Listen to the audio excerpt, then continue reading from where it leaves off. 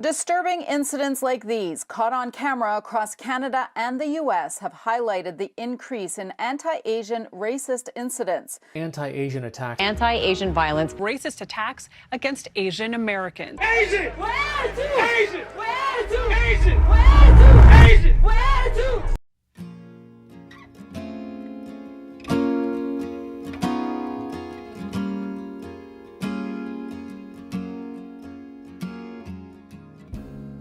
My name is Fukuji Yoshihashi.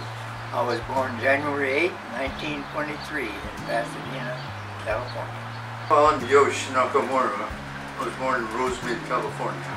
My name is Chase Crane. I am 21 years old. My name is Peter Maples. I'm 20 years old and I'm from Denver, Colorado. When the Japanese attacked Pearl Harbor, our west coast became a potential combat zone. Military authorities therefore determined that all of them, citizens and aliens alike, would have to move. Wow.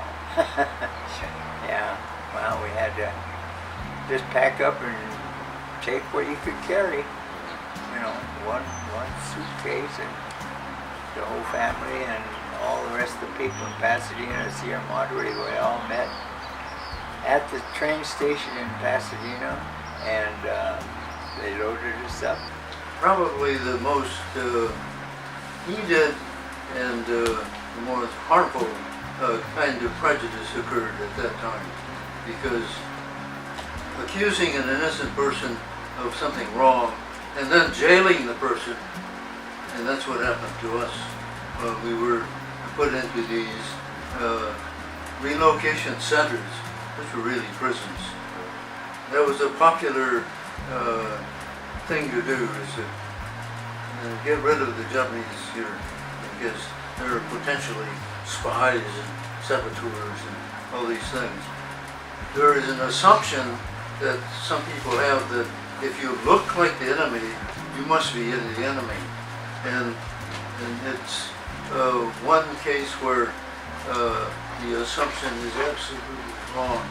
The Japanese Americans had Japanese faces, but they had American hearts. I mean, I think it's always been a trend that the U.S. has done that. And I think if you don't see that, then you're blind. Like, I don't know what's going on. But I think that for someone, I think it's so interesting for someone to be able to fight for a country, and this terrible thing like Pearl Harbor happens, and the people that are still trying to fight for that country get blamed for it and then have to go into prisons for fighting for something that is like something they haven't done at all. It's insane. I think having to put myself in that perspective, I mean, I just can't really imagine the shock that I would feel, you know, growing up in this country, and then that government telling you that you have to be put in this prison. It sucks, and I can't imagine how they feel, because I've never felt anything close to that. And then also having to be drafted to go fight for the country that did that to you. I wouldn't want to do that, you know? I wouldn't have any attachment to that country if they told me that. It seems to be pretty natural for people to blame someone else for something that's happened. There's always a blame for someone that is innocent. And I think you can see it in everyday life, honestly.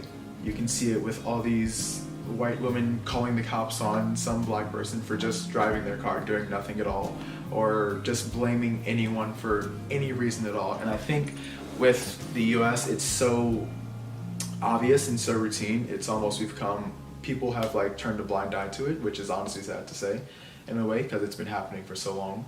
You know, we have this coronavirus, and we had a president who kept blaming this being a Chinese virus.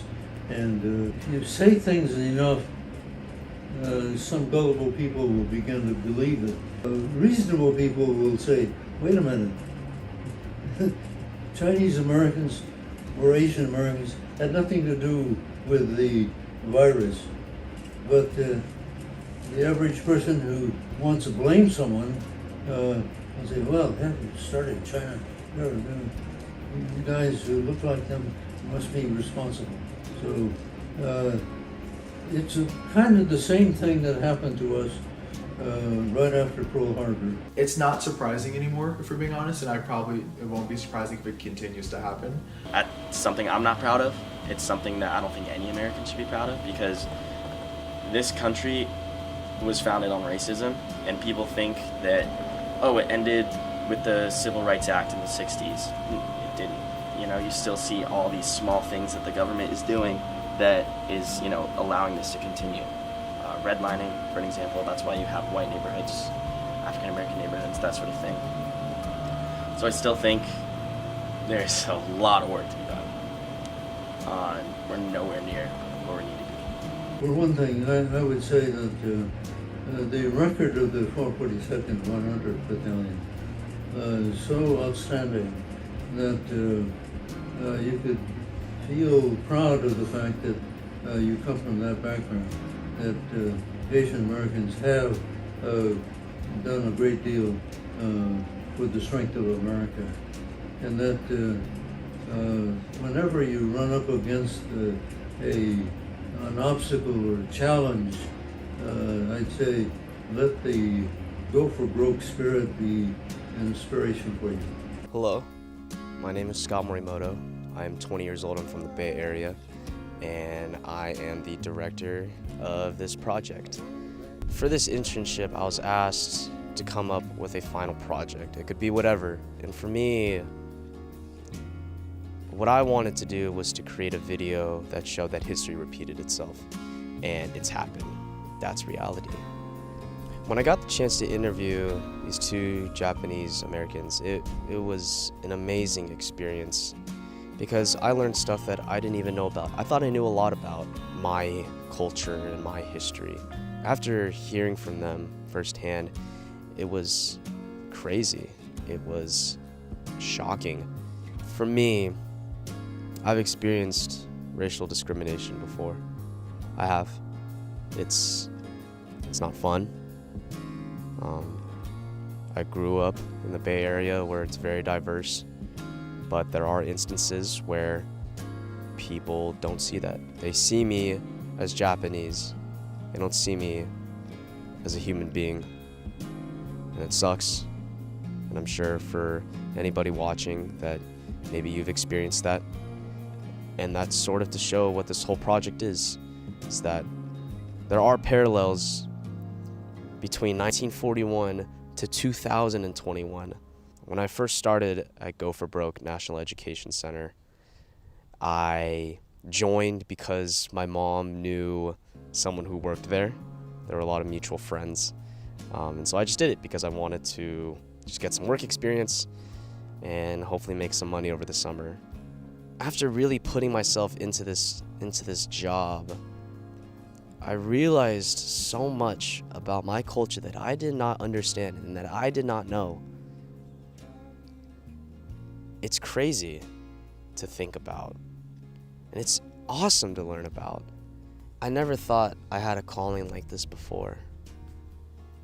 I never thought that I would be so invested into something like this. And it's been an amazing experience. And it reminds me that it's so important to learn about the past and to remember it. Don't get stuck in it. Don't get stuck in the past. But it's important to remember it and to reflect and educate others about what happened. Because if we don't do that, then, like I said, history is going to repeat itself in a very negative way. We are one race. We are the human race. And I solely believe in that we are all equal, and that it's important to have conversations like this. And hopefully this project can ignite and start these conversations, because it is necessary to learn from one another and to listen to other people's opinions. Even if you don't agree with it, it's important to respect that and to listen, really listen. I feel like I have a new calling to that, and I feel like it's my responsibility to keep these stories alive, to continue teaching and educating others about what Japanese American veterans did during World War II. It's a necessity. Because if we don't learn that, and like I said so many times, history will repeat itself. Thank you.